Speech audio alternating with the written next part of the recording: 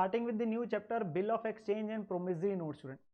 तो एक बड़ा ही छोटा सा और एक आसान सा चैप्टर हमारे पास आ रहा है जो कि हमारे सिलेबस में दिया हुआ है स्टूडेंट। नाउ बिफोर मैं आपके पास एक बार बिल ऑफ एक्सचेंज और एक प्रोमिसरी नोट के कॉन्सेप्ट पे आपको समझाता हूँ कि एग्जैक्टली क्या होते हैं। हमें सबसे पहले ये समझना जरूरी है कि इस चैप्टर का रेलिवेंस क्यों आ रहा है जी। तो हम रेलिवेंस की बात जब हम करते हैं तो हम यहाँ पे लेट से मैं कहता हूँ कि एक पर्सन है मिस्टर राम और एक पर्सन है मिस्टर लक्ष्मण। तो राम और लक्ष्मण ये दोनों बेसिकली क्या है, अपना बिजनेस चला रहे हैं। नाउ राम ने लक्ष्मण को गुड सेल करे, there is a sale of, मान लीजिए 50,000 के गुड्स की एक सेल करी है, ठीक है ना। वो राम के लिए सेल है और लक्ष्मण के लिए परचेज है। ना जनरली इन द बिजनेस आपके पास जो सेल्स होती है वो अलग अलग प्रकार से होती है। There can be cash sale जहां पे पैसे इमीडिएटली आ जाते हैं, उसी समय आ जाते हैं। There can be credit sale, और जब क्रेडिट सेल होती है, क्रेडिट का मतलब होता है उधार की, तो वहां पे कुछ समय के बाद जाके जो पार्टी है वो लायबल होगी पेमेंट देने के लिए। तो लक्ष्मण को काफी दिनों के बाद जाके जो भी उनके बीच में क्रेडिट पीरियड होगा वो पेमेंट देनी पड़ेगी। तो उसकी वजह से प्रॉब्लम क्या आ रही है, देखो बिजनेस के अंदर जो है हमें क्रेडिट सेल्स करनी भी पड़ती है क्योंकि सारे बिजनेस कर रहे होते हैं, कॉम्पिटिशन आपके पास है जो क्रेडिट सेल्स करते हैं। अब वहां पे राम के लिए प्रॉब्लम क्या आ गई कि उसे जो पैसे है लक्ष्मण से वो काफी समय के बाद जाके मिलेंगे। मान लीजिए 3 महीने का क्रेडिट पीरियड है, 5 महीने का क्रेडिट पीरियड है, तो उतने समय के बाद जाके उसे पैसे मिलेंगे। तो जिसकी वजह से एक कॉन्सेप्ट आया बेसिकली कि हम यहाँ पे एक ऐसे इंस्ट्रूमेंट्स बेसिकली बनाने जा रहे हैं between the Ram and the Laxman, वो बनाए जाएंगे जिसके बेस पे कल को राम को बेसिकली जो पैसे है वो बैंक से जनरली मिल जाएंगे। वो जाके बैंक से बिल को डिस्काउंट करा सकता है वो, या किसी को उसको बिल को बेसिकली इंडोर्स कर सकता है। तो क्या करेंगे, कुछ ऐसे मैंने कहा नेगोशिएबल इंस्ट्रूमेंट्स हम बनाने की बात करेंगे। What is negotiable instrument? Transferable instrument. तो अभी मैं एक एक करके वर्ड समझाऊंगा, so don't worry at all. अभी मैं सिर्फ आपको चैप्टर का origin, why this chapter came into existence basically. तो ये कारण है कि जो हमारे बिजनेसेस है वहां पे क्रेडिट सेल्स होती है तो पैसे बहुत देर के बाद आने हैं। अब जिस पर्सन ने गुड्स बेचे उसे हो सकता है पैसे की जल्दी भी चाहिए, तो उसके लिए हम यहाँ पे कुछ एक इंस्ट्रूमेंट्स बनाने जा रहे हैं जिन्हें हम बोल रहे हैं negotiable instruments in the form of bill of exchange, in the form of promissory note. हम अलग अलग बात करेंगे एग्जैक्टली होते क्या है, जहां पर जिसके बेस पे राम को बेसिकली जो है पैसे जल्दी भी मिल सकते हैं, या राम किसी को उसके आगे दे सकता है, इंडोर्स कर सकता है जो हम बोलते हैं। तो यहां पे ये चैप्टर का रेलिवेंस आने जा रहा है। नाउ इसके अंदर जो सबसे पहला आपके पास नेगोशिएबल इंस्ट्रूमेंट आता है वो बेटा होता है बिल ऑफ एक्सचेंज। क्या होता है? बिल ऑफ एक्सचेंज, जिस शॉर्ट में हम बोलते हैं बीओई, ठीक है ना। उसमें क्या होगा, राम ने गुड सेल करे किसको? लक्ष्मण को। अब जब राम ने गुड सेल करे होंगे लक्ष्मण को, तो राम अपनी बुक्स में एंट्री क्या दिखा रहा होगा? वो दिखा रहा होगा लक्ष्मण टू सेल्स। वैसे हम एंट्रीज वगैरह सब कुछ करेंगे बाद में, सो डोंट वरी। राम एक Lakshman account debit to sales which is 50,000, ठीक है ना। और लक्ष्मण क्या दिखा रहा होगा? परचेजेस टू राम, तो purchase account debit to Ram account 50,000। तो बेटा अगर मैं आपसे पूछूं राम के लिए लक्ष्मण क्या है? डेटर है, लक्ष्मण के लिए राम क्या है? क्रेडिटर है, ठीक है ना। अब क्या होगा यहां पर, अब राम क्या करेगा, लक्ष्मण के ऊपर बेसिकली एक डॉक्यूमेंट हम बनाने की बात करने जा रहे हैं, एक बिल ऑफ एक्सचेंज ड्रॉ करेगा। एक बिल ऑफ एक्सचेंज ड्रॉ करेगा। ड्रॉ करने का मतलब एक वो डॉक्यूमेंट है वो लिखेगा, मैं उसका आपको स्पेसिमेन भी दिखाऊंगा कैसा लिखा जाता है, ठीक है ना। जिसमें वो उसको एक तरीके का ऑर्डर दे रहा है कि आपने 3 महीने बाद पेमेंट देनी है जी मुझे, और बाद में लक्ष्मण उसे एक्सेप्टेंस देगा। लक्ष्मण उसे एक्सेप्टेंस देगा कि हाँ मैं आपको पेमेंट दे दूंगा, वो अपनी एक्नॉलेजमेंट कर देगा। उस वाले हम डॉक्यूमेंट को बोलते हैं बिल ऑफ एक्सचेंज। बेसिकली उसको हम क्या बोलते हैं? Bill of exchange. आज मैं सारी पार्टीज वगैरह की सब कुछ बात करूंगा, कोई घबराने की बात नहीं है। यहां पर बस बिल ऑफ एक्सचेंज के अंदर क्या चीज आती है कि जिसने गुड्स बेचे थे ना, जो सेलर था गुड्स का, वो उसको ड्रॉ करता है। वो उसको ड्रॉ करता है मतलब जिसको पैसे चाहिए होते हैं वो उसको बनाएगा, और लक्ष्मण जिसने पैसे देने हैं वो उस डॉक्यूमेंट को एक्सेप्ट करेगा। वो उस नेगोशिएबल इंस्ट्रूमेंट को क्या करेगा? एक्सेप्ट करेगा। किस केस की बात कर रहा हूं मैं? बिल ऑफ एक्सचेंज की, बिल ऑफ एक्सचेंज की। तो मैं एक बार के लिए आपको डेफिनेशन पढ़ाता हूं, फिर मैं इसी एग्जांपल में आगे आपको लेते चलूंगा, सो डोंट वरी। सबसे पहले हमारे पास बेटा आ रहा है bill of exchange, meaning and features. क्या होता है, ठीक है। तो हम पहले बिल ऑफ एक्सचेंज पढ़ने जा रहे हैं, फिर मैं प्रोमिसरी नोट पे आऊंगा। बिल ऑफ एक्सचेंज क्या है? As per section 5 of negotiable instrument act 1881, basically उस एक्ट के अंदर में गिवन है, bill of exchange is an instrument in writing एक लिखित के अंदर एक डॉक्यूमेंट बेसिकली बनाया जा रहा है, एक इंस्ट्रूमेंट बनाया जा रहा है containing an unconditional order. Unconditional का मतलब हो गया इसमें कोई कंडीशन नहीं, ऐसा नहीं है कि जब मन आएगा कि मैं ये लिख दूं भैया आपने 50,000 जो देने हैं, जब आपका मन आएगा आप तब दे सकते हैं, when you feel you can pay them. No, उसमें कोई कंडीशन नहीं, क्या ऐसी कोई कंडीशन पूरी होने पे आपके पास होगा, वो एक हमने यहाँ पे टाइम डिफाइन कर दिया कि इतने समय के बाद आपने पेमेंट देनी है। और ऑर्डर का मतलब है कि राम बेसिकली लक्ष्मण के ऊपर बना रहा है, तो ही इज ऑर्डरिंग हिम कि तुमने पैसे देने हैं, ठीक है ना। साइंड बाय द मेकर, तो साइंड बाय द मेकर जो राम है वो बेसिकली मेकर, हम उसे ड्रॉअर बोलते हैं कि उसने साइन करा।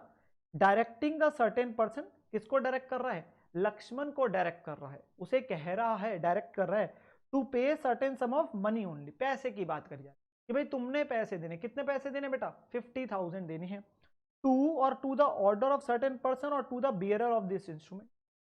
ये किसको पैसे दिए जाएंगे, राम को दिए जाएंगे, to that person. Order of person का मतलब क्या हो गया कि अगर कल को राम ने ये बिल किसी को इंडोर्स कर दिया मान लीजिए, तो फिर उस पर्सन को पैसे दिए जाए। राम ने अगर कल को ये बिल मान लीजिए कृष्णा को इंडोर्स कर दिया, तो बेसिकली पैसे कृष्णा को दिए जाएंगे, वो इंडोर्स कर सकता है। जो मेन फीचर है इसके आ रहे वो नेगोशिएबल इंस्ट्रूमेंट का ही मतलब है ट्रांसफरेबल, कि कल को कर सकता है। और बेरर ऑफ द इंस्ट्रूमेंट का मतलब क्या होता है कि जिसके पास वो है, who is the holder of the way. Bearer का मतलब होता है जिस पर्सन के पास वो इंस्ट्रूमेंट है उसे पैसे मिल, जिस पर्सन के पास वो होता है, बेरर का मतलब होता है जो पर्सन उसको होल्ड कर रहा है उसको पैसे मिल। जब ये मेकर बनाता है सेलर ऑफ द गुड्स, मतलब जब जिस दिन राम ने बनाया था बस ये, उसे बोलते हैं हम ड्राफ्ट बिल ऑफ एक्सचेंज। पर जब वो एक्सेप्ट कर लेगा, एक्सेप्टर मतलब जब लक्ष्मण उस पर एक्सेप्टेंस दे देगा बायर, तो वो बन जाएगा वैलिड बिल ऑफ एक्सचेंज।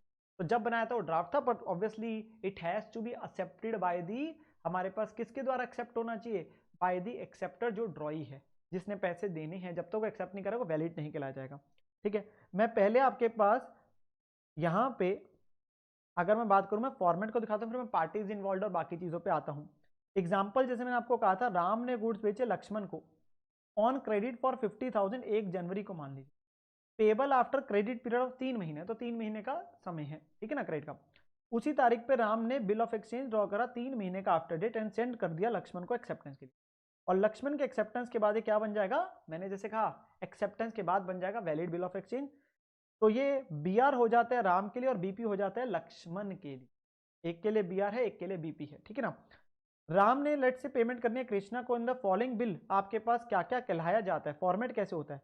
मैं पार्टीज की बात करता हूं, जैसे लिख दिया जी अमाउंट आपके पास 50,000 ओनली, आपके पास जगह आ गया, डेट आ गई, हमने लिख दिया 3 मंथ्स आफ्टर डेट, 3 महीने के बाद पे टू श्री कृष्णा और इस ऑर्डर, बिकॉज राम ने मान लीजिए पैसे देने हैं श्री कृष्णा को, तो उसने उसके नाम पे बेसिकली दिखा दिया। नहीं तो यहाँ पे आ जाएगा पे टू राम, पे टू राम आ जाएगा। कल को राम उसे इंडोर्स कर सकता है, वो उसको आगे किसी और को ट्रांसफर कर सकता है, ठीक है ना, वो ट्रांसफरेबल है। तो अगर राम ने पहले ही पैसे कृष्णा को देने तो वो कृष्णा के नाम पे बनवा रहा है, बाद में कृष्णा भी उसे इंडोर्स कर सकता है, तभी क्या लिखा हिज ऑर्डर। हिज ऑर्डर का मतलब क्या हो गया कि कल को वो इसको किसी को आगे दे सकता है, ठीक है ना। सम ऑफ 50,000, तो यहाँ पे स्टैंप आ गई, बेसिकली साइन कर दिया किसने, राम ने, और एक्सेप्टेंस किसने दे दी, लक्ष्मण ने। और लक्ष्मण का ये एड्रेस आ गया टू श्री लक्ष्मण, जो उसका दिल्ली का एड्रेस है। तो राम बेसिकली इन चंडीगढ़, लक्ष्मण इन दिल्ली, तो वो आपके पास फॉर्मेट आ गया कि हम यहाँ पे ऑर्डर कर रहे हैं Ram 3 months after date, I order you to pay to basically Ram और श्री कृष्णा और his order sum of 50,000 basically for value receive. तो वो आपके पास एक तरीके का आ गया। ये जो आपके पास फॉर्मेट आ रहा है कि बिल ऑफ एक्सचेंज कैसे दिखता है।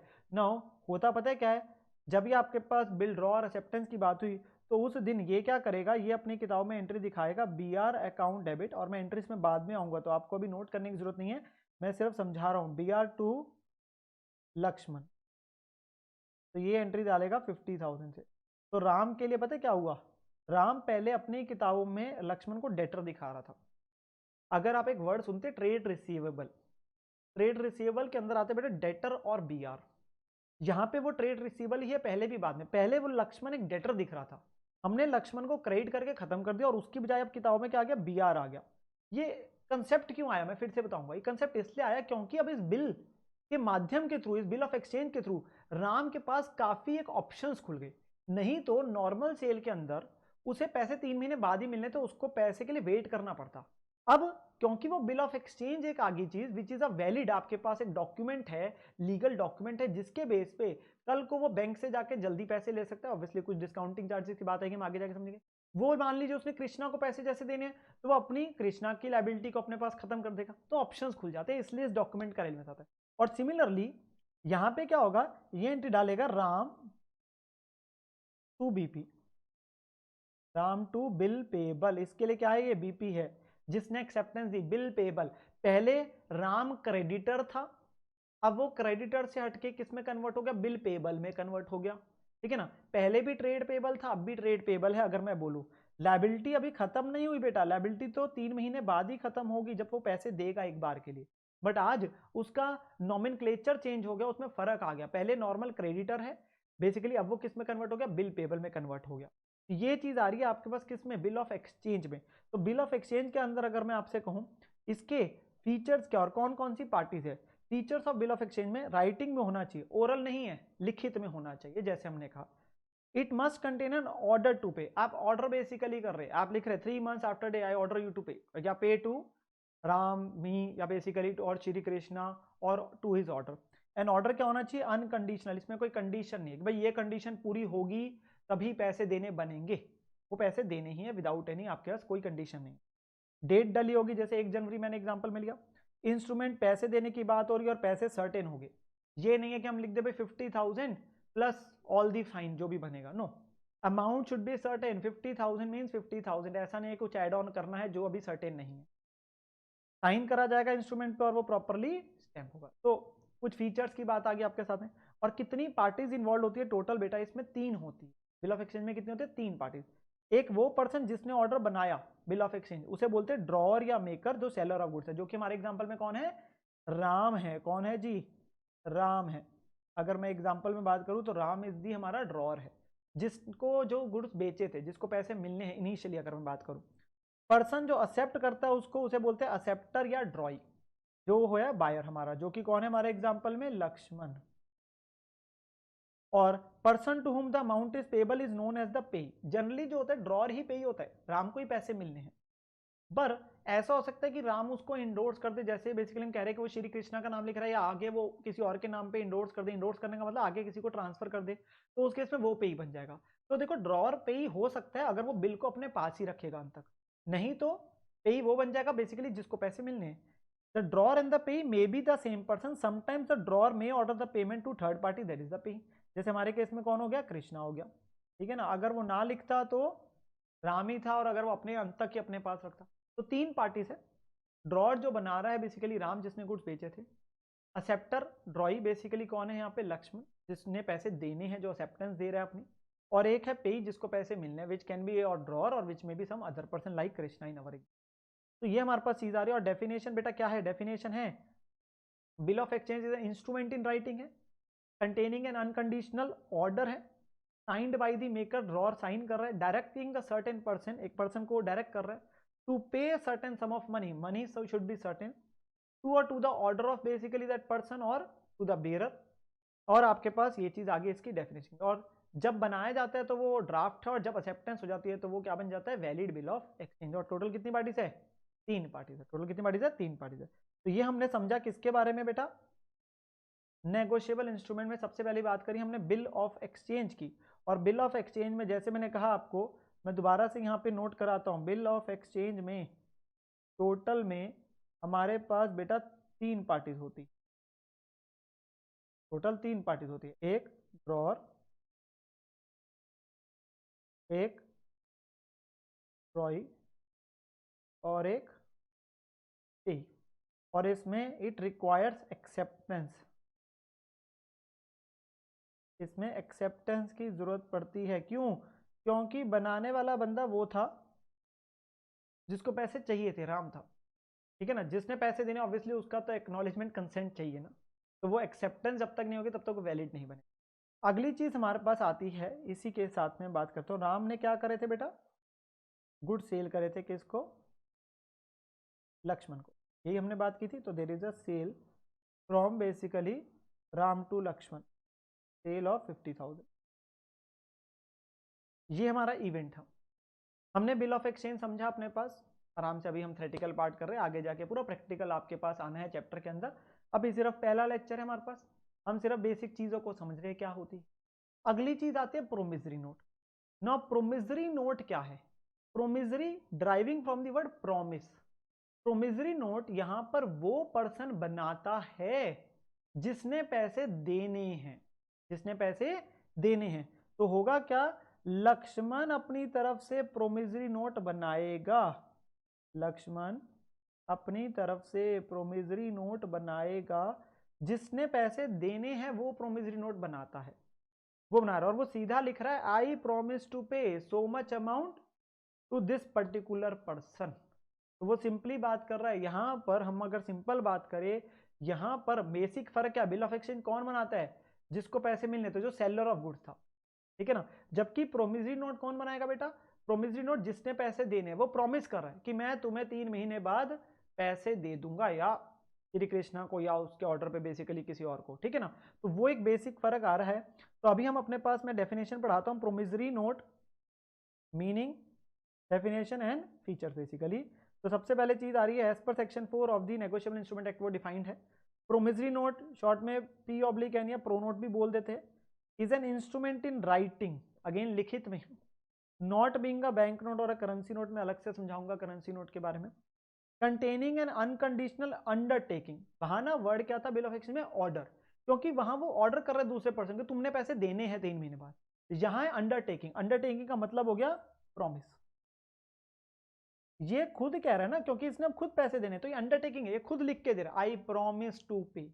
तो signed by the maker, sign करेगा अपने, to pay certain sum of money only to or to the order of the certain person, basically उसके, या अगर वो आगे किसी को इंडोर्स कर देता है तो उसको। Promissory note cannot be made payable to the bearer, एक जनरल बात आ जाती है कि प्रोमिसरी नोट वैसे, मैं बताने जा रहा हूं कि ऐसा नहीं कि जिसके भी पास पड़ा उसको पैसे मिल जाए, अनटिल अनलेस वो प्रॉपरली इंडोर्स नहीं किया गया तब तक ऐसा नहीं होता। जबकि बिल ऑफ एक्सचेंज में क्या था, ऑर्डर पे भी था और वो बियरर को भी मिल जाएगा, मतलब जिसके पास पड़े उसको पैसे मिल जाएंगे। जबकि यहाँ पे क्या है, it cannot be made payable to the bearer, ऐसा नहीं कि जिसके पास है उसे पैसे मिल जाएंगे। इसकी एक छोटी सी एक्सेप्शन लिख रहा हूं, फिर मैं उसे समझाऊंगा भी आगे। अभी एक्सेप्शन इंडियन करेंसी,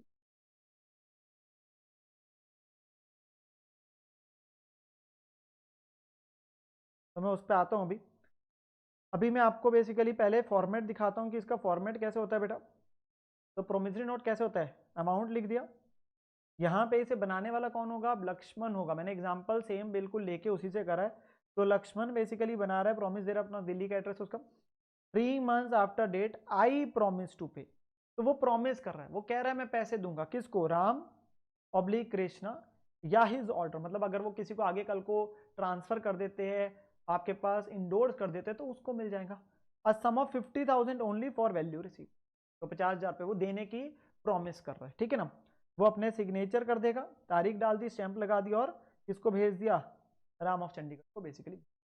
तो वो चीज आ गई। यहाँ पे मेन फर्क क्या है, बिल ऑफ एक्सचेंज वो बनाता है जिसने पैसे, जिसको मिलने थे, प्रोमिसरी नोट वो बना रहा है जिसने पैसे देने हैं। तो अगर मैं इसके फीचर्स की बात करूं, प्रोमिसरी नोट ऑब्वियसली राइटिंग में होगा, it must contain N undertaking और प्रॉमिस टू पे, डेफिनेशन से यार बेटा कुछ अलग नहीं है, दिए हुए जरूर है। अंडरटेकिंग मतलब promise to pay, mere acknowledgement of debt is not sufficient, एक आपके पास प्रॉमिस वो कर रहा है कि मैंने पैसे देने, प्रॉमिस टू पे must be unconditional definite and वेग नहीं होगा, जैसे कि वो ये नहीं लग सकता कि जब मेरा मन करेगा मैं तब पैसे दे दूं, आपके पास बिना किसी कंडीशन के, कोई कंडीशन नहीं जुड़ी होगी, ठीक है ना। It should be signed by the maker, maker अब यहाँ पे कौन है, जिसने पैसे देने हैं, लक्ष्मण है। इट शुड स्पेसिफाई द पेई इन क्लियर टर्म्स, पेई का नाम आ रहा है आपके पास, या इस ऑर्डर साथ में लिखा जा रहा है कि कल को इंडोर्स कर सकता है। अमाउंट भी सर्टेन होगा, स्टैम्प भी होगा, डेट डलेगी, और इस पर कोई एक्सेप्टेंस की जरूरत नहीं है। क्यों नहीं है एक्सेप्टेंस की जरूरत, क्योंकि ये वो बना रहा है जिसने पैसे देने हैं, ये वो बना रहा है जिसने पैसे देने हैं, इसकी वजह से इसको द्वारा से क्या एक्सेप्टेंस जरूरत नहीं, बनाने वाला ही वो है जिसने पैसे देने हैं, तो एक्सेप्टेंस की जरूरत क्यों है, बिल्कुल भी नहीं है। तो अगर मैं यहाँ पे बात करूं, हमने जैसे कहा था प्रोमिसरी नोट, तो अगर मैं ऊपर आपके पास यहीं पे इसके कंपैरिजन में लिखूं प्रोमिसरी नोट, इसमें कितनी पार्टीज है बेटा, टोटल 2 पार्टीज है, one is maker, one is पे। मेकर कौन है? जिसने बनाया, जिसने पैसे देने हैं। पेई कौन है? जिसको पैसे मिलने हैं। इसमें नो एक्सेप्टेंस, जो बेसिक फर्क है। अभी मैं डिफरेंस बिटवीन भी समझाऊंगा। ये थोड़ा सा थ्योरेटिकल पार्ट है, बट ये समझना थोड़ा सा जरूरी है बेसिक चीजों को भी हमारे लिए, ठीक है ना। तब तक हम आगे जाके फिर नहीं तो प्रैक्टिकल में कंफ्यूजन होगी। अगर मैं सिंपली बात करूं, बिल ऑफ एक्सचेंज में बेटा ड्रॉर कौन था? राम, लक्ष्मण की कृष्णा। तो ड्रॉर वो है जिसने सेल करी थी, राम। ड्रॉई कौन था? लक्ष्मण, जो एक्सेप्टेंस देगा, जिसने पैसे देने हैं। पेई कौन है? राम ऑब्लिक कृष्णा लिख देता हूं। यहां पे प्रोमिसरी नोट में मेकर कौन है? मेकर कौन है? जिसने बनाया, तो बनाने वाला कौन है? लक्ष्मण है। और पेई कौन है? राम ऑब्लिक कृष्णा। अब यहां पे बना ही वो रहा है जब कि जिसने पैसे देने हैं, तो इसलिए इसमें एक्सेप्टेंस की जरूरत नहीं है। इसमें एक्सेप्टेंस ही इज प्रोमिसिंग टू पे, तो the words are important. Instrument in writing वहां तक कंटेनिंग अनकंडीशनल ऑर्डर, यहाँ है containing unconditional undertaking, means promise to pay. Money should be certain, payee should be certain, stamp, sign वगैरह वो सारी चीजें होगी। वहां एक्सेप्टेंस की होता है, यहाँ पे एक्सेप्टेंस की जरूरत नहीं होती बेटा, ठीक है ना। एक छोटी सी चीज जो हमें पता होनी चाहिए, जैसे मैं आपको बोला था, promissory note can not be made payable to the bearer, एक जनरल चीज है।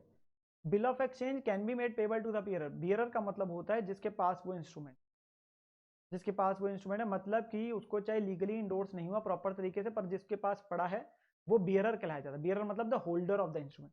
तो bill of exchange can be made payable to the bearer, promissory note can not be made payable to the bearer. ऐसा नहीं कि जिसके पास पड़ा है वो उसका ही हो गया। पर इसकी एक एक्सेप्शन है छोटी सी, इंडियन करेंसी।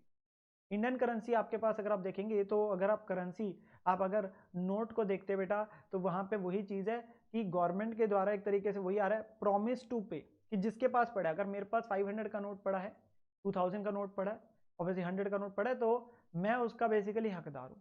तो बेसिकली आपके पास जो है सरकार की तरफ से ये आ रहा है कि promise to pay so much amount to me, तो मैं बियरर हूं, मेरे पास पड़ा है अगर नोट, तो मैं हूं। मैंने अगर किसी और को दे दिया तो वो बेसिकली बेरर बन गया आप अपने पास, ठीक है ना। तो इसीलिए एक्सेप्शन है इंडियन करेंसी, कि वो एक आपके पास एक ऐसा प्रोमिसरी नोट है which is made payable to the bearer, otherwise normally promissory note payable to bearer नहीं होता।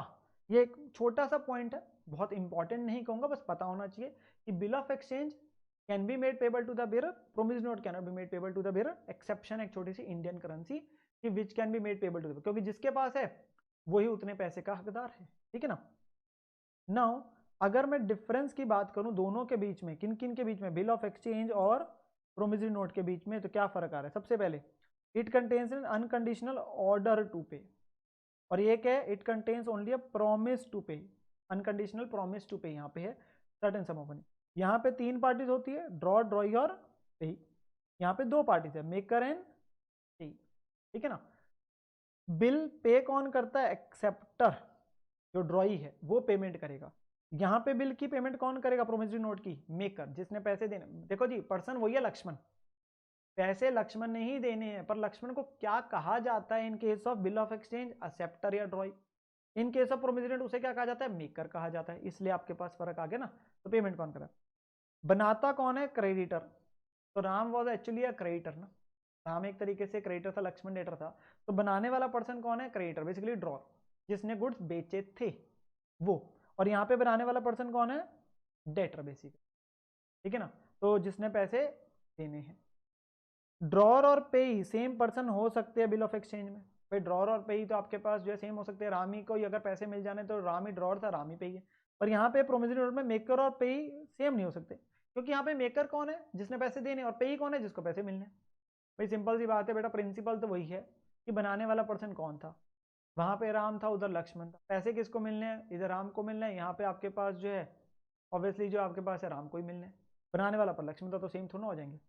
इन bill of exchange liability of the drawer is secondary and conditional, in promissory note the liability of maker is primary and absolute. Now इसका क्या मतलब हुआ? इसका मतलब ये हो गया कि जो ड्रॉर की लाइबिलिटी है वो सेकेंडरी और कंडीशनल क्यों कहा जाता है, आगे जाके आपको जब समझेंगे। जब हम कहते हैं कि राम ने मान लीजिए उस बिल को कृष्णा को इंडोर्स कर दिया, अब पेमेंट देने की जिम्मेवारी किसकी है? पेमेंट देने की जिम्मेवारी तो ऑब्वियसली लक्ष्मण की। पर अगर लक्ष्मण पैसे नहीं देगा, लक्ष्मण पैसे नहीं देगा, तो कृष्णा आके पैसे राम से ले। कृष्णा पैसे, क्योंकि उसने तो पैसे राम से लेने थे, पर राम ने उसे क्या दे दिया था? बिल दे दिया था। तो उस केस के अंदर उसकी लाइबिलिटी क्या होगी ड्रॉर की? Secondary and conditional. सेकेंडरी क्यों? क्योंकि प्राइमरी लाइबिलिटी तो हमेशा किसकी है, ड्रॉई की है, दैट इज एक्सेप्टर की, लक्ष्मण की। यहाँ पे क्या है लाइबिलिटी ड्रॉअर की, ऑब्वियसली क्या है, जो मेकर है उसकी क्या है, प्राइमरी एंड एब्सोल्यूट, उसी की मेन लाइबिलिटी है। तो पैसे तो लक्ष्मण नहीं देने फर्स्ट इंसान। In bill of exchange notice of dishonour दिया जाता है। जब मैं आगे जाके बात करूंगा अगर पैसे पेमेंट ड्यू डेट पे ना दिए जाए तो बिल डिसऑनर हो जाता है। तो बिल ऑफ एक्सचेंज में नोटिस ऑफ डिसऑनर दिया जाना चाहिए, मस्ट है, जहां पे जरूरत नहीं होती, ठीक है ना। और एक लास्ट पॉइंट आता है, in case of dishonour bill of exchange must be noted and protested. तो उसका वो नोटिंग चार्जेस और वो आपके पास नोटिंग वगैरह करी जाती है, जबकि यहाँ पे नोटिंग और प्रोटेस्टिंग की जरूरत नहीं पड़ती इन केस ऑफ डिसऑनर और प्रोमिसरी नोट। ये जो लास्ट वाले पॉइंट से आपका, जब मैं डिसऑनर की बात समझाऊंगा तो आपको तब भी क्लियर हो जाएंगे। मेन अगर मैं कॉन्सेप्चुअल समझे अभी बेटा, कॉन्सेप्चुअल चीजें क्या है, कॉन्सेप्चुअल चीजें है कि दोनों में मेन फर्क क्या है। Bill of exchange is an unconditional order to pay, वो है अनकंडीशनल अंडरटेकिंग। बनाने वाला पर्सन कौन है, राम ने लक्ष्मण को गुड्स बेचे, ठीक है ना। तो राम ने जब लक्ष्मण को गुड्स बेचे तो Ram is the drawer, bill of exchange कौन बनाएगा, राम बनाएगा, और एक्सेप्टेंस कौन देगा, लक्ष्मण देगा। जबकि प्रोमिसरी नोट में कौन बनाएगा, लक्ष्मण बनाएगा, जिसने पैसे देने हैं, who is making a promise to pay, unconditional, ठीक है ना।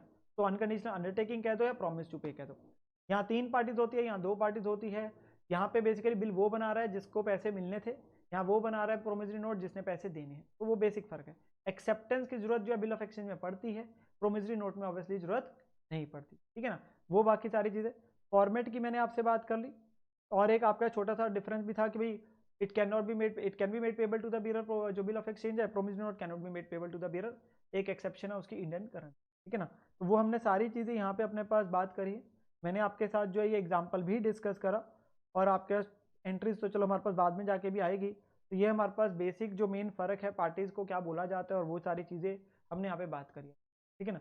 तो अभी हमने सिर्फ इस वाले लेक्चर में पर्टिकुलरली सिर्फ हमने समझा बिल ऑफ एक्सचेंज क्या होता है, प्रोमिसरी नोट क्या होता है, क्या डेफिनेशन दी गई है, क्या फॉर्मेट है, कितनी पार्टीज होती है, दोनों के बीच में बेसिक फर्क डिफरेंस क्या होता है। तो ये सारी चीजें हमने समझी। अब हम आगे जाके अपने पास और कॉन्सेप्ट अपने पास सीखते हैं इस चैप्टर से रिलेटेड, जो आपके पास आगे जाके आएंगे, ठीक है ना। अभी के लिए हमारे पास जो है इस वाले पार्ट के अंदर, इंट्रोडक्शन के अंदर, हमने सिर्फ इतनी ही चीजों को सीखा, ठीक है जी। अब चलते हैं हम आगे अगले कॉन्सेप्ट पे।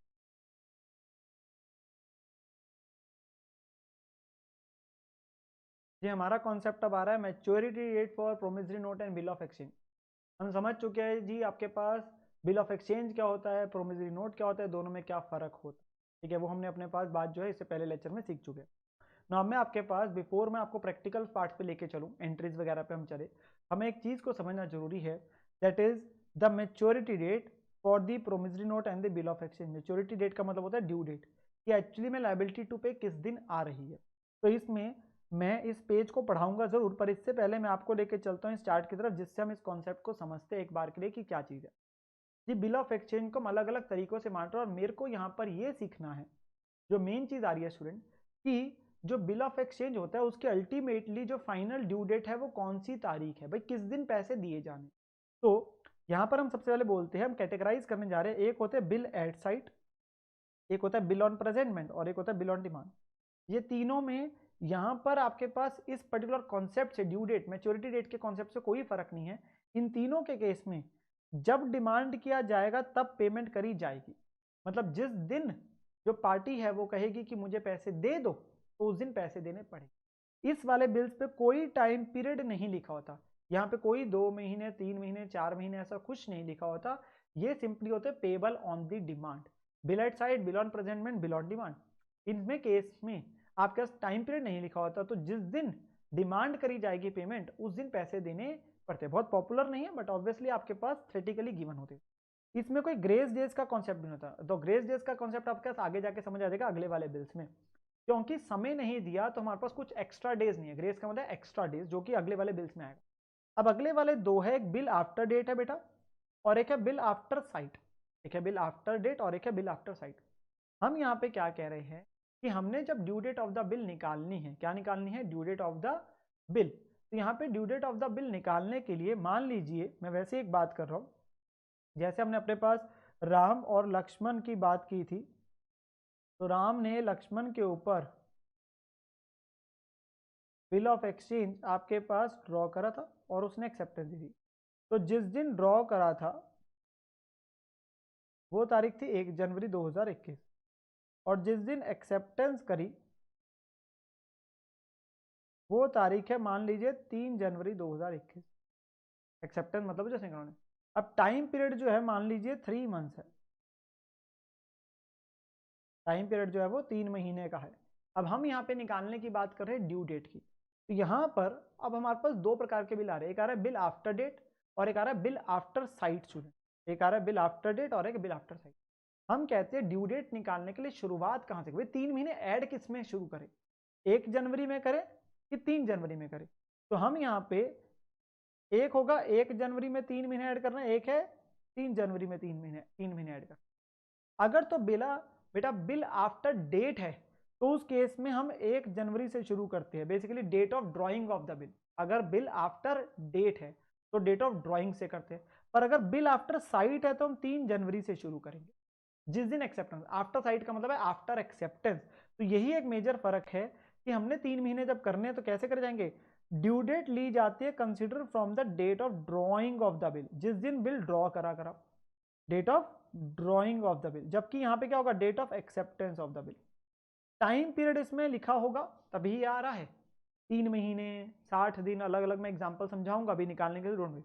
और लास्ट में जाके हमने 3 डेज ग्रेस के भी ऐड करने, and this is given as per the negotiable instrument act 1881। Student वहां पे ये बात बड़ी क्लियरली लिखी है कि जब फाइनल ड्यू डेट निकालनी है तो आपने 3 दिन ग्रेस के और ऐड करने हैं, तो चाहे जो मर्जी scenario plus 3 days of grace अलग से ऐड करा जाएगा। सवाल उठा, एक है बिल आफ्टर डेट, एक है बिल आफ्टर साइट, दोनों में क्या फर्क समझ आया, 2 दिन का फर्क पड़ जाएगा आंसर में, क्योंकि एक्सेप्टेंस 2 दिन बाद हुई। तो अगर बिल आफ्टर डेट है कब से शुरू करेंगे, बिल आफ्टर डेट में कब से शुरू करेंगे, डेट ऑफ ड्रॉइंग से 1 जनवरी से। और अगर बिल आफ्टर साइट है तो कब से शुरू करेंगे, 3 जनवरी। ठीक है ना। अब हमारा अगर क्वेश्चन साइलेंट होता है और वो नहीं बताता कि बिल आफ्टर डेट है कि आफ्टर साइट है, तो हमेशा हमारा बिल आफ्टर डेट माना जाता है। इफ क्वेश्चन इज साइलेंट तो हमेशा आपका बिल आफ्टर डेट ही माना जाता है हमारे प्रैक्टिकल सम्स के लिए। और आप वैसे भी अगर देखेंगे ना, मोस्ट ऑफ द क्वेश्चंस में वो कभी डेट ऑफ एक्सेप्टेंस बताता नहीं। तो जब डेट ऑफ एक्सेप्टेंस ही नहीं बताएगा तो बिल आफ्टर साइट तो लगेगा नहीं। बिल आफ्टर साइट कब लगेगा, जब वो एक्सेप्टेंस की डेट भी बताएगा, जैसे मैंने बताई 3 जनवरी, और वो बोलेगा भी कि बिल आफ्टर साइट है, नहीं तो हमेशा क्या बिल आफ्टर डेट। तो मेरा यहाँ पे क्या आता है, हमारी ड्यू डेट कैसे निकलती है बेटा, how to compute the now due date या डेट ऑफ मेच्योरिटी कैसे आती है, डेट ऑफ ड्रॉइंग या डेट ऑफ एक्सेप्टेंस से शुरू करते हैं। किस केस में, अगर वो आफ्टर साइट वाला है, आफ्टर साइट वाला है जिसके अंदर हम ऐड करते हैं बेटा क्या, बिल का टर्म, और जो टर्म है बिल का समय वो स्पेसिफाइड डेज भी हो सकते हैं या महीने भी हो सकते हैं। It can B 60 days, it can B 3 months, it can B 4 months, it can B 100 days, जैसे भी है। मैं अलग अलग में आंसर निकालने सिखाऊंगा। और लास्ट में ऐड करेंगे 3 दिन ग्रेस के। पर bill eight side, bill on presentment, bill on demand में क्योंकि टाइम पीरियड नहीं होता तो ग्रेस दिन जाता है, जिस दिन पैसे डिमांड करे जाएंगे उस दिन पैसे देने पड़ते हैं। तभी आपके पास ये नहीं आ रहा है बिल आफ्टर डेट और आफ्टर साइट में आ रहा है। और अगर क्वेश्चन साइलेंट होगा तो कौन सा लगेगा, आफ्टर डेट बेटा, आफ्टर डेट। हमारे पास, मैं इसी में आपके पास अभी नीचे एग्जाम्पल से आपको समझाने जा रहा हूँ, फिर मैं जो ऊपर नोट वगैरह और ये हॉलीडे वाला भी कॉन्सेप्ट है वो भी समझाऊंगा आपको, सो डोंट वरी बेटा। हमारे पास कुछ एग्जाम्पल्स है जिससे सारा कॉन्सेप्ट समझ आ जाएगा भी कैसे निकालते हैं। मान लीजिए जो बिल की डेट है वो 10 अप्रैल 2021 है और टर्म है 3 महीने। तो मुझे ये बताना है कि ड्यू डेट क्या है। अब ड्यू डेट कैसे निकलेगी, तो ड्यू डेट क्या यहाँ पे बताया डेट ऑफ एक्सेप्टेंस क्या, नहीं बताया। अगर डेट ऑफ एक्सेप्टेंस बताता तो मेरे को कंफ्यूजन आती कि आफ्टर डेट है कि आफ्टर साइट है, ठीक है ना। फिर उसे आफ्टर साइट लिखता तो ही हम साइट से ऐड करते ना। तो नॉर्मल है आपके साथ ऐसे ही हमेशा देखने को मिलेगा। तो सीधा क्या करना है, ड्यू डेट कैसे आएगी, 10 अप्रैल 2021 में 3 मंथ्स ऐड करने हैं प्लस 3 डेज कौन से ऐड करने हैं, ग्रेस के। सबसे पहले हम कंप्यूटेशन करते हैं इतने हिस्से की, 10 अप्रैल में 3 महीने। बेटा अगर महीने लिखा है तो दिनों में कन्वर्ट नहीं करना। क्या बोला मैंने फिर से, अगर महीने लिखे हैं तो दिनों में कन्वर्ट नहीं करना, दिनों में कन्वर्ट नहीं करना। 3 months is not equal to 90 days, 3 months means 3 months. तो अब क्या से करें, आपने सीधा 3 महीने बाद जाके उस पर्टिकुलर महीने के कॉरस्पॉन्डिंग डे पे पहुंच जाए। तो 10 अप्रैल में 3 महीने ऐड करें तो सीधा क्या तारीख बन गई, 10 जुलाई। 10 अप्रैल में 3 महीने, अप्रैल मई जून जुलाई, तो ये सीधा ही बन गया 10 जुलाई। और फिर ऐड कर दिए आपने 3 दिन ग्रेस के, ऐड कर दिए 3 दिन ग्रेस के, तो आंसर क्या आ गया 13 जुलाई 2021। तो मेरी बात को समझेंगे दोबारा से, अगर टर्म महीनों में दी है तो आपने उस महीने के कॉरस्पॉन्डिंग डे पे सीधा पहुंच जाना है और फिर उसके बाद 3 दिन ग्रेस के ऐड करने हैं। ठीक है जी। अगले वाले में एक और बात करते हैं। बिल है 10 अप्रैल का और टर्म है 90 डेज, 3 महीने नहीं, 90 days is not equal to 3 month, 90 days means 90 days यहाँ पे। तो यहाँ पे कैसे निकालेंगे, 10 April 2021 plus 90 days, D for days, plus 3 days of grace भी तो ऐड करने हैं। अब 90 डेज जब ऐड करने हैं पहले, तो हम क्या करते हैं, 10 अप्रैल से जब शुरू करने हैं, अप्रैल में कितने दिन होते हैं बेटा, अप्रैल में होते हैं 30 डेज। अब 10 के बाद से शुरू करने, तो 10 को एक्सक्लूड कर देंगे, 10 को एक्सक्लूड कर देंगे, तो अप्रैल के कितने डेज बने, अप्रैल के बने जी आपके पास 20 डेज। मई के कितने डेज होते हैं 31, जून के कितने होते हैं 30, तो ये टोटल कितने हो गए 81, टोटल कितने हो गए 81 डेज हो गए। कितने हो गए जी 81, 20 अप्रैल के, 31 मई के, 30 जून के, तो टोटल हो गए 81। हमने ऐड करने थे 90 दिन, हमने ऐड करने थे कितने 90 दिन, तो आपके पास 81 हो गए डेज, 90 डेज मतलब 9 दिन और, तो क्या तारीख बन गई 9 जुलाई, क्या बन गया 9 जुलाई प्लस 3 दिन ग्रेस के। आप यहाँ पे सीधा 93 डेज भी बोल सकते हैं, एक ही बात है क्योंकि डेज ही है ना, 90 प्लस 3 93 डेज। तो आपके पास फाइनल आंसर आ गया 12 जुलाई 2021। तो this is our final answer. तो क्या पहले और दूसरे में फर्क आया, मैंने बिल्कुल देखो सेम लिया, एक जगह 3 महीने एक जगह 90 दिन। 3 महीने मतलब 3 महीने उस महीने के कॉरस्पॉन्डिंग डे पे पहुंचना है, फिर 3 दिन ग्रेस के ऐड करने। अगर दिनों में है तो एक एक दिन करके पहुंचेंगे, तो वहां पे 31 की वजह से फर्क पड़ जाएगा। देखो मई में 31 थे ना, तो उस वजह से आप देखो एक दिन का फर्क पड़ गया आंसर में, तभी फर्क पड़ गया ना। तो जिस दिन से शुरू करना है उसको छोड़ दीजिए, दूसरे वाले को इंक्लूड कर लीजिए, ठीक है ना, जहां तक पहुंच रहे हैं। तो 10 अप्रैल से शुरू करें तो अप्रैल के 20, मई के 31, जून के 30, 81 हो गए। 9 दिन बाद 90 बन जाएगा, तो 9 जुलाई प्लस 3 दिन ग्रेस के बाद। तो क्या हमें ये बात समझ आई बेटा, हाँ जी बिल्कुल ये बात समझ आ गई। अब अगली चीज आती है, आगे ही समझ रहे हैं। मान लीजिए बिल की टर्म है आपके पास, डेट है 30 जनवरी और टर्म है 1 महीना, टर्म है 1 महीना।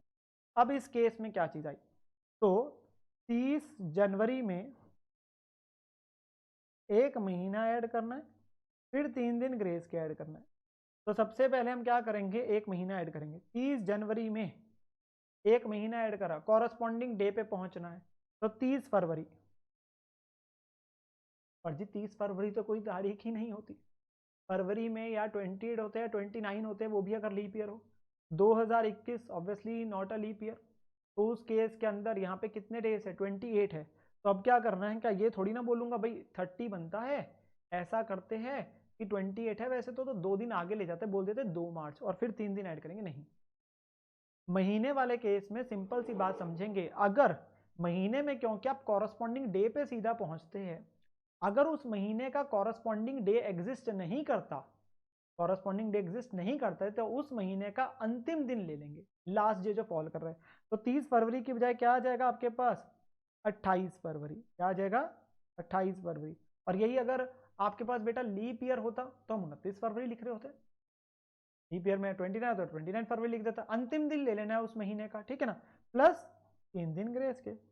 3 दिन ग्रेस की वजह से क्या हो गया 3 मार्च 2021। तो ये आपके पास फाइनल आंसर आ गया। तो हमने क्या यहाँ पे मैंने बात समझाई, अगर महीने में आपके पास टर्म है और कॉरस्पॉन्डिंग डे एग्जिस्ट नहीं करता, तो उस महीने का लास्ट डे ले लीजिए। तो ये बात यहाँ पे लिखी हुई है, पढ़ लेते अभी, पीछे वाला पेज भी पढ़ेंगे अभी। If the month in which the period terminates has no corresponding day, period will terminate on the last day of such month. तो अगर वो कॉरस्पॉन्डिंग डे नहीं है तो उस महीने का लास्ट डे ले लेना है, ठीक है ना। और ये तभी आएगा, एप्लीकेबल तभी होगा बेटा अगर आपके पास महीने में है, क्योंकि अभी देखते हैं अगले एग्जाम्पल में, बिल है 30 जनवरी का और टर्म है 30 डेज। देखो मैं बिल्कुल कॉरस्पॉन्डिंग चला रहा हूँ, 3 महीने लेके 90 दिन से समझाया, अब 1 महीना लेके 30 दिन से समझा रहा हूँ, फर्क पता चल जाएगा आपको। अब यहाँ पे ड्यू डेट जब निकालेंगे तो 30 जनवरी में 30 डेज ऐड करने और फिर क्या ऐड करना है 3 दिन ग्रेस के। 3 दिन ग्रेस के। अब यहाँ पर क्या करेंगे, 30 डेज मतलब 30 डेज ओनली, कोई फर्क नहीं। अब यहाँ पे 30 जनवरी से शुरू होना है, तो जनवरी के कितने डेज बचे हैं अभी, जनवरी के बचे हैं एक दिन, 31 डेज होता है ना, 31 होता है जी, एक दिन जनवरी का। फेब्रवरी के कितने हैं बेटा, क्योंकि नॉन लीप ईयर है तो 28 दिन, और मार्च का आ गया एक दिन। तो इतना हिस्सा क्या बनेगा, अगर आप 30th डे पे पहुंचेंगे 30 जनवरी से ऐड करके, तो उस केस के अंदर इतना हिस्सा बना 1 मार्च 2021 प्लस 3 दिन ग्रेस के। तो क्या आंसर हो गया, 4 मार्च। क्या आंसर हो गया, 4 मार्च आपके पास आंसर। यही अगर लीप ईयर होता ना, यही अगर 30 डेज होता और लीप ईयर होता, तो आप 1 मार्च की जगह 29 फरवरी लिख रहे होते, क्योंकि भाई 29 दिन होते, एक दिन जनवरी का हो गया और 29 दिन फरवरी, तो 29 फरवरी प्लस 3 दिन ग्रेस के। यहाँ क्या था, नॉन लीप ईयर है, नॉर्मल ईयर है आपके पास, तो 30 डेज ऐड करने, 30 डेज मतलब 30 डेज नॉट 1 मंथ।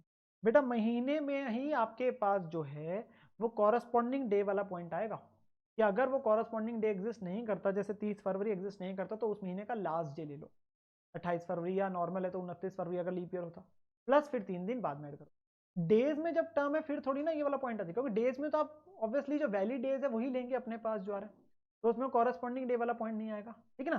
तो ये हमारे पास चीज आ रही है, जो मैंने आपको समझाया है बात, कि आपके पास कैसे निकाला जाएगा, कैसे निकाला जाता है, क्या निकाल रहे हैं हम, ड्यू डेट। तो 3 दिन ग्रेस कैड करने नहीं भूलें। साथ के साथ एक इसमें चीज आती है, अब अगली, अगर मेच्योरिटी डेट छुट्टी है, हॉलीडे है, तो छुट्टी का दिन आ गया। अब छुट्टी जो होती है, हॉलीडे जो होती है, वो 2 प्रकार की होती है। एक होती है पब्लिक हॉलीडे, जिसे हम गैजेटेड हॉलीडे भी बोलते हैं। कौन सी होती है, पब्लिक हॉलीडे या गैजेटेड हॉलीडे बोला जाता है। अब ये ऐसी छुट्टी है जिसके बारे में हमें पता है, भाई हमें पता है कि आपके पास पब्लिक हॉलीडेज की आपके पास लिस्ट होती है गैजेटेड हॉलीडेज की, तो उस केस में ये कहा गया कंसेप्चुअली, क्योंकि इस छुट्टी के बारे में पहले से पता है, तो आपकी जो ड्यू डेट आ रही है, अगर वो छुट्टी है तो आप उसमें एक दिन पहले कर लीजिए। क्या कर लीजिए, एक दिन पहले वाला वर्किंग डे ले लीजिए, तो प्रीसीडिंग या प्रीवियस वर्किंग डे आंसर कर लीजिए। और कौन कौन सी पब्लिक हॉलीडेज है जो होती है, वन इज 26 जनवरी, ठीक है जी, 15 अगस्त, 2 अक्टूबर। तो आपके पास रिपब्लिक डे, इंडिपेंडेंस डे और गांधी जयंती आपके पास जो है, 3 आपके पास हमेशा पब्लिक हॉलीडे अगर आंसर में आ रही होगी, तो ये आपके पास एक दिन पहले वाला वर्किंग डे लेना। और संडेज, और क्या, Sunday is also public holiday. हम यहाँ पे बात कर रहे हैं अपने पास जो है, अगर आप देखेंगे क्या बैंक्स वगैरह खुले होते हैं, इट्स अ पब्लिक हॉलीडे, तो बिल ऑफ एक्सचेंज में पब्लिक हॉलीडे में आ रहा है। पर ऐसा नहीं है, ध्यान से सुनेंगे, कि आपने जो अपने पास ड्यू डेट निकाली, आप ये चेक करेंगे पहले कैलेंडर में जाके कहीं वो संडे तो नहीं आ रहा। अब हमने क्या ये चेक करा कि 13 जुलाई, 12 जुलाई, 3 मार्च और 4 मार्च जो आंसर आ रहे थे हमारे, क्या वो संडे से, नहीं। संडे के बारे में हमेशा क्वेश्चन लिखेगा, भाई due date is a Sunday, आपने चेक नहीं करना अपने आंसर को कि संडे तो नहीं फॉल कर रहा, नो, वो खुद लिखेगा अगर ड्यू डेट संडे है तो ही आपने वो एक दिन पहले वाला ले लेना। मान लीजिए अगर वो क्वेश्चन खुद बोल देता, मान लीजिए पहले एग्जांपल में कि भाई ड्यू डेट जो है वो संडे है पहले वाले में, तो आपका 13 जुलाई आया, पर आप 13 जुलाई से एक दिन पहले ले लोगे 12 जुलाई, ठीक है ना। पब्लिक हॉलीडेज जो 3 आपको याद रखनी ही रखनी है, वो है 26 जनवरी, 15 अगस्त, 2 अक्टूबर। ये अगर आते हैं तो एक दिन पहले खुद यही लेना। संडे के बारे में क्वेश्चन बोल, इसके अलावा भी अगर वो किसी डे को पब्लिक हॉलीडे बोल दे, गेस्टेड हॉलीडे, देख लीजिए हर स्टेट की अपने पास, हर जगह की कुछ अपनी लिस्ट ऑफ हॉलीडेज होती है, वहां पे कि कब कब आपके गवर्नमेंट ऑफिस वगैरह बंद रहेंगे, तो उसके हिसाब से जो है वो क्वेश्चन अगर किसी डे को गेस्टेड हॉलीडे बोल दे, तो ऑब्वियसली वो आप ले लेंगे, तो उसमें एक दिन पहले ले लेंगे, ठीक है ना। ये 3 दिन तो हमेशा ही याद रखने, 26 जनवरी, 15 अगस्त, 2 अक्टूबर और एक संडे। संडे क्वेश्चन बताएगा, संडे क्वेश्चन का। और दूसरी छुट्टी होती है बेटा हमारे पास इमरजेंसी या अनफोर्सिन या सडन, एकदम से छुट्टी डिक्लेयर हो गई, एकदम से इमरजेंसी, सडनली हॉलीडे डिसाइड होगी, जिसके बारे में पहले नहीं पता था, अनफोर्सिन। तो अब इसमें ये तो कर नहीं सकते कि एक दिन पहले, पता थोड़ी ना था, एकदम से छुट्टी डिक्लेयर होगी तो हम एक दिन बाद करेंगे, लॉजिक को आप समझिए ना। तो इसमें क्या है, सक्सीडिंग, अगला working day, next working day लिया जाएगा। तो अभी मैंने कहा जिसके बारे में पहले से पता है तो एक दिन पहले पेमेंट ड्यू डेट होगी, और जिसका एकदम से आया तो एक दिन बाद। और ये जो देख रहे हैं, ये सब डेज ऑफ ग्रेस वगैरह ऐड करने के बाद वाले डे को लिया जा रहा है। 3 दिन ग्रेस के ऐड करने के बाद जो फाइनल आंसर आ रहा है उसको कंपेयर कर रहे हैं, क्या वो पब्लिक हॉलीडे है तो एक दिन पहले, इमरजेंसी हॉलीडे तो एक दिन बाद, ठीक है ना। तो अब हम अपने पास इससे रिलेटेड में आपके पास जो एग्जाम्पल है उस पर भी समझाता हूँ। बिल की डेट है 12 जून और टर्म है 2 महीने। तो बेटा मुझे आंसर निकाल के बताएंगे फटाफट, कैसे निकालते हैं? 12 जून प्लस 2 महीने प्लस 3 दिन ग्रेस के। तो पहले 12 महीने में 2 दिन, 2 महीने ऐड करें, जुलाई और अगस्त, तो क्या बना 12 अगस्त प्लस 3 दिन ग्रेस के, तो क्या बन गई तारीख 15 अगस्त। तो क्या यही आंसर हो जाएगा? क्योंकि 15 अगस्त इज अ पब्लिक हॉलीडे। तो इस केस में जो फाइनल आंसर आएगा बेटा, ड्यू डेट क्या बनेगी 14 अगस्त, क्योंकि 15 अगस्त इज अ पब्लिक हॉलीडे, तो इस वजह से एक दिन पहले हो जाएगा। ठीक है ना। अगले वाला, डेट ऑफ बिल है 25 सितंबर, टर्म है 2 महीने की, और ड्यू डेट इमरजेंसी हॉलीडे बता, देखो जी क्वेश्चन बताया गया ना इमरजेंसी सडन या संडे वगैरह के बारे में भी वो बताएगा, खुद लिख रहा है इमरजेंसी हॉलीडे। तो क्या करेंगे, 25 सितंबर में 2 महीने ऐड करें प्लस 3 दिन ऐड करें। तो आपके पास 25 सितंबर में जब 2 महीने ऐड करें तो क्या बनेगा, 25 सितंबर में 2 महीने ऐड करें अक्टूबर एंड नवंबर, तो 25 नवंबर सबसे पहले प्लस 3 दिन ग्रेस के, तो क्या तारीख आ गई 28 नवंबर। 25 सितंबर में 2 महीने तो 25 नवंबर प्लस 3 दिन ग्रेस के 28 नवंबर। पर ये क्या है आपके पास इमरजेंसी हॉलीडे है, ड्यू डेट उसने लिखा है, तो फाइनल आंसर क्या बनेगा 29 नवंबर, एक दिन बाद। ये थी जी पब्लिक हॉलीडे, ये क्वेश्चन है लिखी है इमरजेंसी। तो ऑब्वियसली नेक्स्ट वर्किंग डे जो आ रहा है वो हो गया। ठीक है ना। तो वो चीज आपके पास है। अगर यही लिखता ड्यू डेट संडे है, इस केस में मान लीजिए 28 नवंबर संडे है, तो Sunday is a public holiday, फिर 27 नवंबर बनता है, संडे भी क्वेश्चन बताएगा, इमरजेंसी हॉलीडे भी क्वेश्चन बताएगा। 26 जनवरी, 15 अगस्त, 2 अक्टूबर, ऑब्वियसली आपको देखना पड़ेगा कि अगर ये आ रही है तो फिर पहले लेंगे। तो ये मैंने क्या समझाया आपको कि ड्यू डेट आपके पास कैसे निकाली जाती है।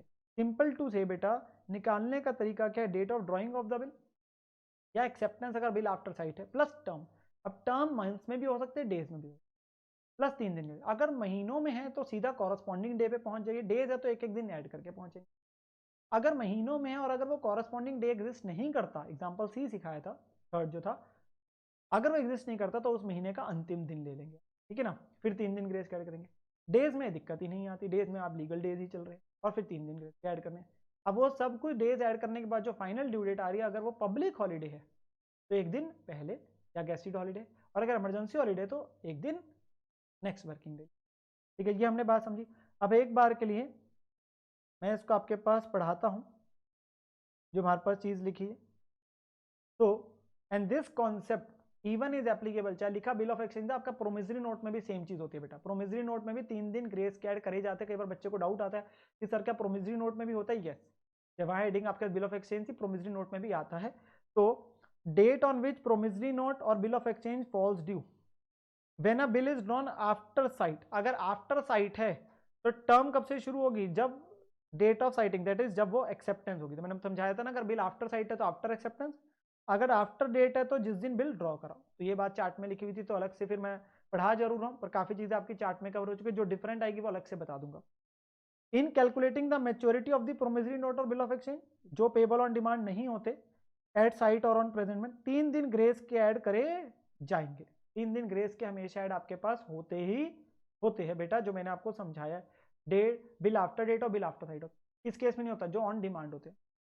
ये अगले पैराग्राफ जो है उस पर मैं लास्ट में आता हूं।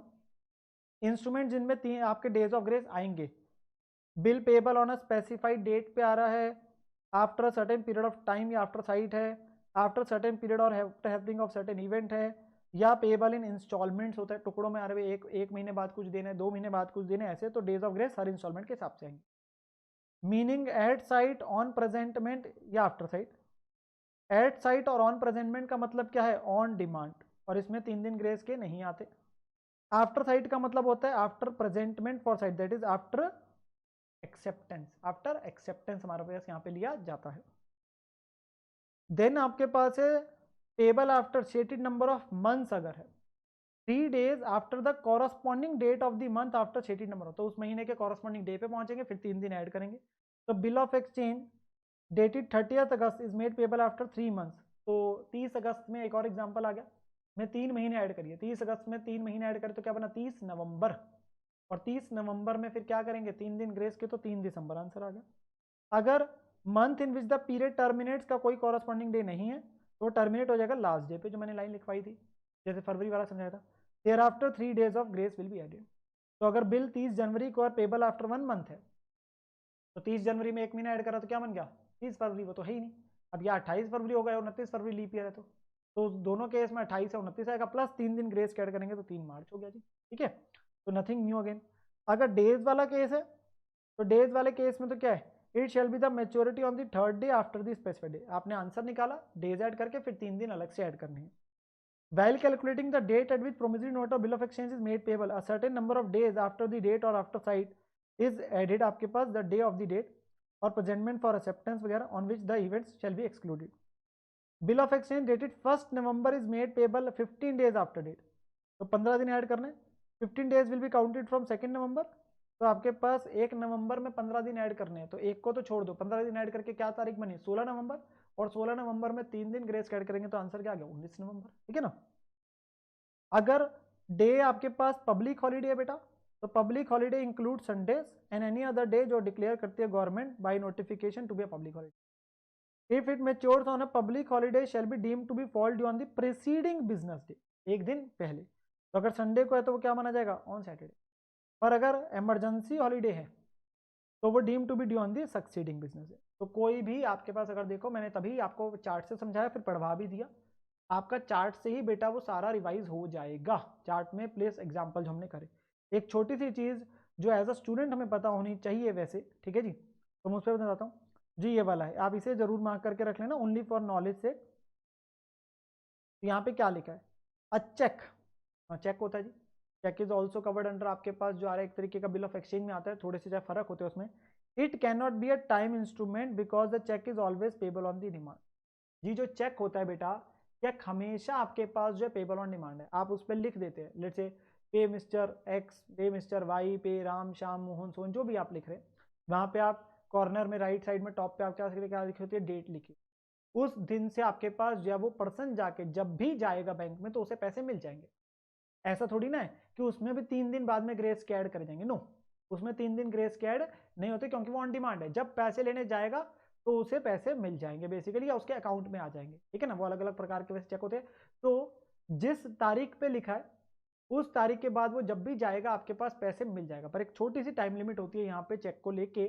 पर यहाँ पे 3 दिन ग्रेस का नहीं होता क्योंकि पेबल ऑन डिमांड है, जब जाएगा पैसे मिल जाएंगे। ठीक है ना। दो a cheque can be post dated, ऐसा हो सकता है कि चेक आप पोस्ट डेटेड बना दो, मतलब अगर मान लीजिए कि जो डेट है वो आपके पास मान लीजिए 10 फरवरी है आज का दिन, एक बार के लिए एग्जांपल लेता हूं मैं कि 10 फरवरी है, और आप आज चेक पे जो तारीख डाल रहे वो डाल रहे 15 फरवरी, तो आपने 5 दिन आगे की डाल दी। अब जो पार्टी जिसको आपने चेक दिया वो 15 फरवरी से पहले बैंक नहीं जा सकता, मतलब मैंने एक पोस्ट डेटेड चेक दे दिया। पोस्ट डेटेड का मतलब मैंने 15 फरवरी के बाद कहा, कि इससे क्या होगा, वो पार्टी या बैंक में जब जाके उसे पैसे मिलेंगे 15 फरवरी के बाद से ही मिल सकता है। तो चेक एक पोस्ट डेटेड तो आप दे सकते हो किसी को कि वो उससे पहले जाके पैसे निकालेगा, पर और वो प्रेजेंट कब होगा, ऑन और after such date. A check has a validity of 90 days from its date after it becomes void, normally termed as stale check as the bank will not know.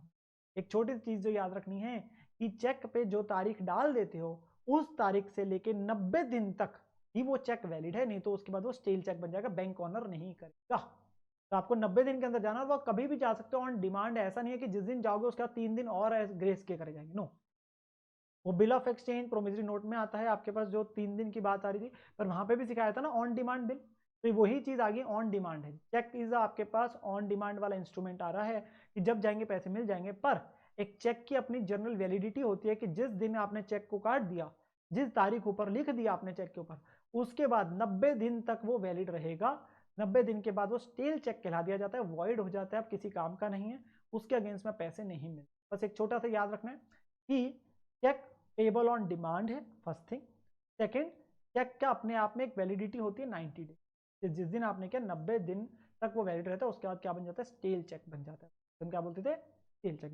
तो ये आपके पास हमारा कॉन्सेप्ट रहा maturity date का, जिसमें इस page में आप सिर्फ अपने पास मार्क करके रखो बेटा चेक वाला पॉइंट। उसके अलावा आपका ये सारा चार्ट ही था, मैंने चार्ट से आपको समझाया, तो वो चार्ट वाले ही अपने पास हिस्से को याद रखना। Bill eight side on present में ऑन डिमांड में कोई टाइम पीरियड नहीं होता, तो ग्रेस डेज नहीं आएंगे, ऑन डिमांड होता है। आफ्टर डेट में डेट ऑफ ड्राइंग से शुरू होते हैं, आफ्टर साइट में डेट ऑफ एक्सेप्टेंस शुरू। टर्म ऐड करनी है 3 दिन ग्रेस के, टर्म महीनों में और दिनों में हो सकते हैं, महीने में कॉरस्पॉन्डिंग डे पे पहुंचते हैं, दिनों में एक एक दिन करके पहुंचेंगे। 3 दिन ग्रेस के ऐड करने। अगर महीनों में है और कॉरस्पॉन्डिंग डे एग्जिस्ट नहीं करता तो उस महीने का लास्ट डे ले लेंगे। अगर आपके पास छुट्टी आ जाती है और छुट्टी पब्लिक हॉलीडे तो एक दिन पहले, और अगर इमरजेंसी हॉलीडे तो एक दिन बाद। जिससे रिलेटेड हमने अलग अलग भी, मैंने आपको सारों से रिलेटेड एक एक हमने एग्जाम्पल भी समझ लिया स्टूडेंट। तो इससे आपका जो एक कॉन्सेप्ट था मेच्योरिटी डेट क्या होती है, कैसे निकाली जाती है bill of exchange promissory note में, तो हमने उस कॉन्सेप्ट को समझा है। अब हम चलते हैं जी अपने अगले अकाउंटिंग कॉन्सेप्ट पे स्टूडेंट, ठीक है ना।